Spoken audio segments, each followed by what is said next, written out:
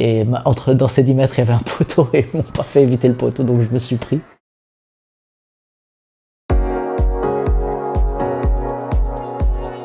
Moi, je m'appelle Ibrahim, j'ai 33 ans, je suis non-voyant de naissance. Et là, j'ai commencé à faire tout un tas de sports différents. À la course, il y a vraiment une adrénaline spéciale parce que c'est vraiment quelque chose de très très physique et très fatigant.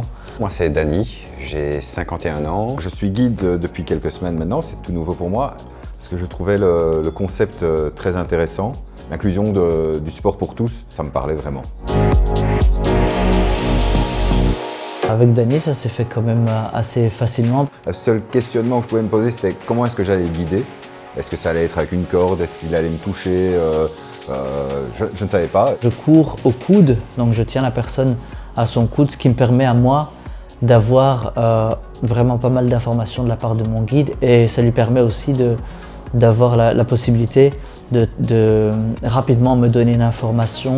Bon, je ne cache pas que la première fois, lorsqu'il m'a pris le coude, je courais avec un bras raide comme un piquet parce que je n'osais pas le bouger. Je me dis, bon, est-ce que je peux le bouger ou pas? Et du coup, on a commencé à courir là depuis un mois. Alors, j'ai pas dû me réinventer pour courir parce que j'étais déjà parti dans l'objectif, dans ma tête. Je m'étais mis dans la tête, ok, cette course des 20 km, ce sera une course où le côté humain va être mis en avant et pas le chrono ou la performance. Ça dépend vraiment plutôt des objectifs qu'on se fixe.